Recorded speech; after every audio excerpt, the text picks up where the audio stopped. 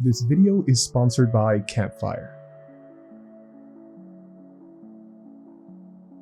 Unlike Mr. Peanutbutter, when Bojack spirals, he takes his feelings of inadequacy or depression out on those around him.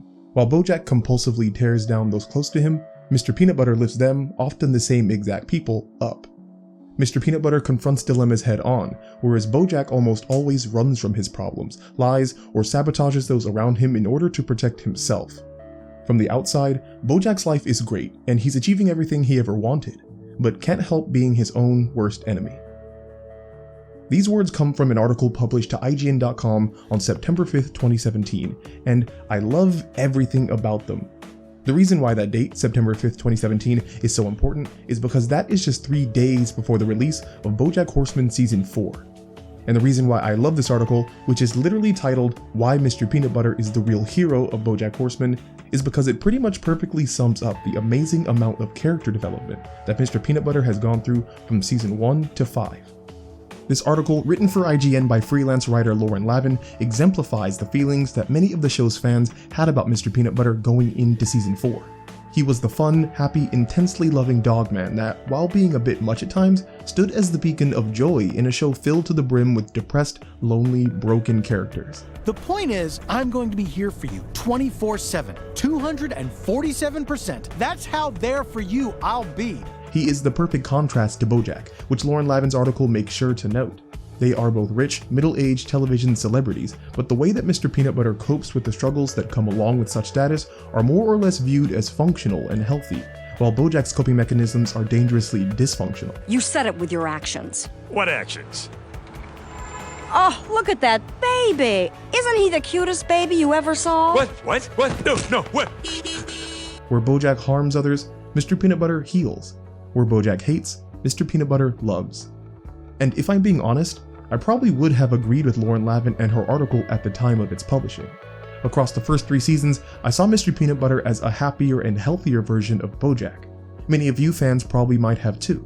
But on September 15th, 2017, a week after Bojack Season 4 premiered on Netflix, the website Dot and Line posted an article titled, "If you think Mr. Peanutbutter is better off than Bojack, think again." Let me read you a section that I feel captures the spirit of the article. For many, Mr. Peanutbutter seemed, across Bojack's first 3 seasons, to be the most put-together character in Bojack's cast. But dogs can't be people, and people can't be dogs. He often seems vapid, but such is the lot of one tasked with needing approval at any cost.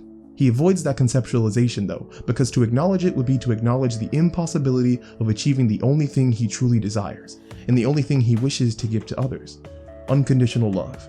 It's an addiction as real as booze or dope. It's just less tangible and harder to explain. In some ways, it might even be harder to quit. That makes it, in its own way, even more dangerous. A meager 10 days separates the publishing of the IGN article and the Dot and Line article, yet these 2 write-ups could not have any more opposing views on Mr. Peanutbutter as a character. The IGN article hails him as a hero who helps those around him, while the Dot and Line article argues that Mr. Peanutbutter has an addiction to affirmation that is a danger to himself and maybe even others. Of course though, the catalyst for this drastic difference in opinions was the release of Bojack Horseman Season 4 on September 8th, 2017. And to throw another of course in here, neither of these articles are definitive canon statements about the moral makeup of Mr. Peanutbutter. These articles were not written by the creators, but that doesn't mean they are without value. What these contrasting articles do is give us a picture of the Bojack Horseman audience's characterization of Mr. Peanutbutter before Season 4 and then after Season 4. And now in 2019, with Season 5 far behind us, I will go one step further and share my own opinions about Mr. Peanutbutter. I dislike him more than any other character in the show. And I love that I can say that. Somehow, someway, a character I perceived in Season 1 to be genuinely pleasant and good, I now perceive to be a toxic, cowardly liar. And amazingly, that transformation never felt rushed or jarring or out of place. It really just felt like the more time I spent with Mr. Peanutbutter and the more I learned about him, the less I liked him on a personal level. What we can do now in this video is explore the techniques and choices the show's creative team used regarding character development and how they have progressed Mr. Peanutbutter from Season 1 to 5. Before we get into that though, I just want to give a quick shout out to this video's sponsor, Campfire. Campfire is an incredibly helpful writing software that basically acts as an all-in-one organizer for a writer. The parts of Campfire that I'm actually head over heels for are the character tools. Being a fantasy novelist, I have made quite literally hundreds of characters across my 5 different books. My usual method of keeping track of them is just putting their names down in a Word document and wishing myself luck. But with Campfire, there is an entire dedicated section for detailing characters, their backstories, personalities, physical traits, and even art if you want to include that.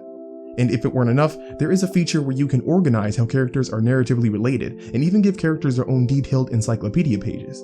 As someone who reads the A Song of Ice and Fire Wikipedia page for fun, and wishes desperately that he could do something similar for his own fantasy world, this encyclopedia section of Campfire is a godsend for me. The same crazy amount of organization can be used for world building too. Campfire allows you the option to upload maps and add in pins to keep track of all specific locations of importance. This is all done through a really easy to use drag and drop system on a clean, user-friendly interface.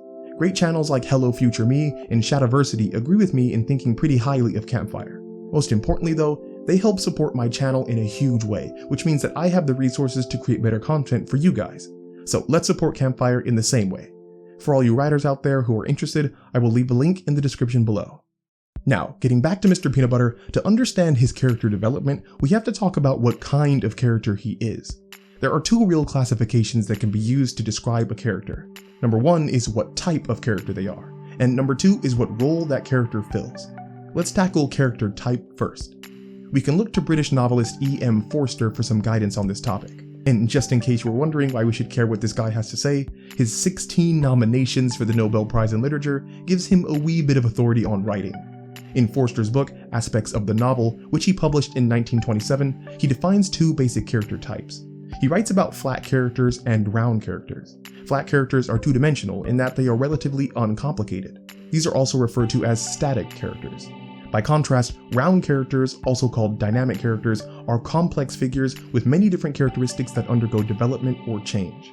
These are the 2 types of characters, and Forster wasn't trying to get complicated with them. There are those that change across a narrative, and those that don't. By definition, since Mr. Peanutbutter experiences change across the series, character development, he is a dynamic character.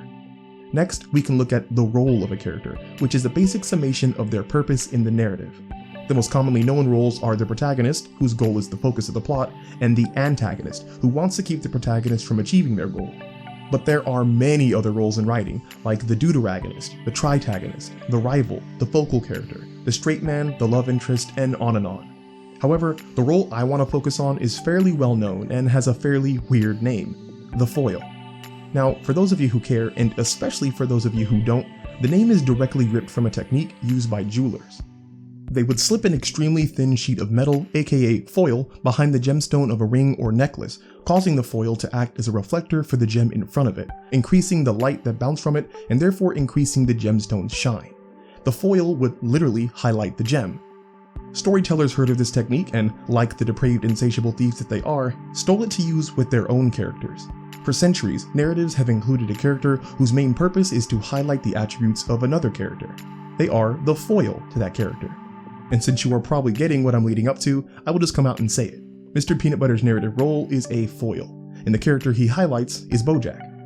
If the contrast wasn't quite obvious enough with Bojack being a horse with a long face and Mr. Peanutbutter being a bouncy, happy dog, the show introduces Bojack and Mr. Peanutbutter alongside each other as a comparison of personalities. They are both rich, middle-aged television celebrities who even starred on similar shows, but where Bojack copes with such a lifestyle by being a vicious alcoholic, Mr. Peanutbutter is outwardly pleasant and positive. If Mr. Peanutbutter wasn't in the show, we of the audience might be more sympathetic to Bojack, thinking, of course he's broken, he has to deal with the emotional baggage that Hollywood creates. That would break anyone. But since Mr. Peanutbutter does exist and is so positive and upbeat, it casts Bojack's shortcomings in a light that reflects negatively on Bojack as a person, rather than on his circumstances. A huge part of Mr. Peanutbutter's character in Season 1 is look at what Bojack could be if he tried. So with all that said, we can finally pin down what type of character Mr. Peanutbutter is, a dynamic foil. Except, he's not really. One of the things that makes Mr. Peanutbutter's character development across the series so incredible is that it literally transcends types and roles. Let me explain. In Season 1, it is pretty clearly established that Mr. Peanutbutter is a foil, as we've talked about. But there is an aspect of this particular role that we have not yet considered. By definition of a foil's narrative purpose being to highlight another character, the foil only exists to further that character's plotline. To fulfill their purpose, the foil must interact with either the highlighted character's conflict or their goal, because doing so allows for a comparison for how each of them approaches the situation. To make things a bit more clear, because I know that was really confusing, Season 1 of Bojack is a perfect example of what I'm talking about. The main conflict for our protagonist, Bojack, in Season 1 is his relationship with Diane, or should I say, how he wants to be in a relationship with Diane. Of course, at the same time, Diane is dating Mr. Peanutbutter. Oh my god! The three exist in a textbook love triangle, meaning that anything Bojack does in pursuit of Diane will affect Mr. Peanutbutter, and anything that Mr. Peanutbutter does to keep Diane will affect Bojack. Mr. Peanutbutter, the foil, shares the conflict with Bojack, the highlighted character. Mr. Peanutbutter's whole narrative existence in Season 1 is centered around Bojack's struggle for Diane. And likewise, in Season 1, Mr. Peanutbutter doesn't change much from start to finish, if at all. He's just as dumb, affable, and in love with Diane in the last episode as he was in the first, except the only difference now is that the two are engaged. By sharing in Bojack's conflict and highlighting Bojack's characteristics, Mr. Peanutbutter's role in the first season is a foil, and by generally not changing much, he is static, making him a static foil. But simplicity has never been in the vocabulary of the Bojack writing team, and Mr. Peanutbutter's character only gets more complicated after Season 1. Instead of keeping Bojack's expressed conflict centered on Diane, and therefore involving Mr. Peanutbutter as a foil, the writers decided to have Bojack's personal plotline focus on something completely different. When asked about the love triangle that existed in Season 1 and how Season 2 moved away from it, show creator Raphael Bob Waxberg said, "I think we did Season 1 and we're like, okay, Season 1 is done. What are we going to do for Season 2? We don't want to revisit that. I thought we did a good job of explaining in Season 1 why Diane was not a viable romantic option for Bojack, or vice versa, that Diane would not want to date Bojack, and that wasn't a relationship that we would see happening at this point." By completely changing course on Bojack's conflict and goals in the second season, Mr. Peanutbutter was thrown into a little bit of uncertainty. Since foils must share the goals or conflicts of their highlighted character in order to remain comparable, Mr. Peanutbutter's narrative would have to change to align with Bojack. Except the writers didn't do that either. Instead of keeping Mr. Peanutbutter's conflict tethered to Bojack, the writers decided they wanted to explore the narrative they had built around Diane and Mr. Peanutbutter. Show creator Raphael Bob Waxberg has said, "Then we looked at Season 2 and how Diane rushed into this marriage with Mr. Peanutbutter. What is the reality of that? What is the first year of marriage like for this couple? And how do they interact with each other?" With Mr. Peanutbutter squarely planted in his own plotline with his own conflict, Seasons 2 through 5 saw him become something more than just a foil. He became his own unique character, independent of Bojack. Each subsequent season after the first is an exploration into Mr. Peanutbutter's relationship with Diane and how he conducts himself with a significant other. But even after the writers made the decision in Season 2 to give Mr. Peanutbutter his own conflict and narrative, there still remained an issue, and a pretty significant one. By continuing on with Mr. Peanutbutter's story without Bojack as a main focus, they basically removed the gemstone and just left the thin metal sheet behind. Mr. Peanutbutter was a character whose attributes were specifically purposed to contrast and highlight Bojack. He was kind and caring and loving and happy, which are all great qualities, but without Bojack to play off of, they don't amount to much as far as encompassing a meaningful, complete character. So what did the writing team do to address this? Well, season by season, they revealed him to be a character that wasn't actually any of those things. They showed through different circumstances and experiences that Mr. Peanutbutter is just as selfish, angry, and unhappy as many of the other characters in the show. In Season 5, we get the deepest exploration into the reality of his character.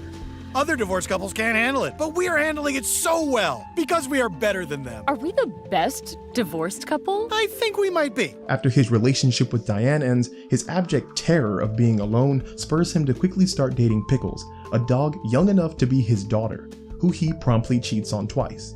But he's too much of a coward to admit it, so he makes the completely underhanded and depraved decision to ask Pickles to marry him as a cover-up.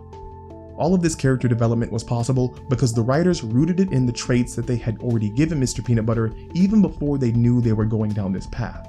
In Season 1, when he was still just a static foil, he was obsessed with happiness and love and comfort. This positivity allowed we as the audience to see him as some healthier character when compared to the rest of the cast.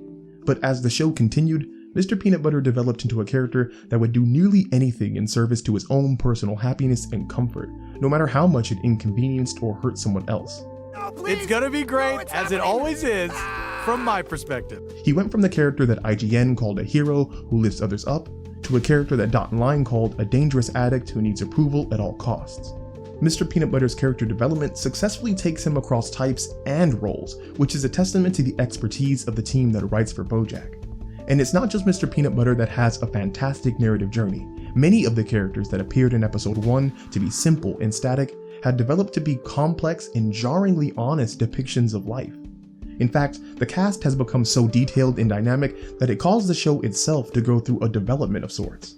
When the show initially aired, the website IndieWire gave season 1 the rating of a C+. This was because IndieWire had a policy where they only reviewed the first 6 episodes of a Netflix show. Well, after releasing their rating, IndieWire finished the rest of the first season and surmised that the Bojack Horseman show had such deep development in its final few episodes that it would be completely unfair to continue rating the show just on the first 6. The effect was so profound that IndieWire ended up changing their entire reviewing policy, vowing to watch all episodes of a Netflix show before assigning a rating. In 2014, IndieWire gave Bojack Horseman season 1 a C+ rating. In 2018, they called Bojack Horseman the greatest animated show of all time. And if that isn't development, I don't know what is. Hey guys, thanks for watching all the way to the end, I really appreciate it. 2 quick things. First, let me know down in the comments what you think of the new video style. I think it is a real improvement, but I would like to hear your feedback too. Second, as of last week, I opened myself up to do editing work. If you have a short story or a novel that you want edited, or you want guidance or coaching on writing, feel free to contact me through email. I offer stuff like developmental edits, where I work alongside you chapter by chapter, novel critiques, concept development, first impression edits, and as I said before, coaching opportunities. And if you are worried about pricing, you can probably relax. I want to make things as affordable as possible for you guys. If you are interested, email me with your genre, word count, and name to get more information. Again, thank you all for watching. As always, it was a pleasure, and I will talk to you all again soon.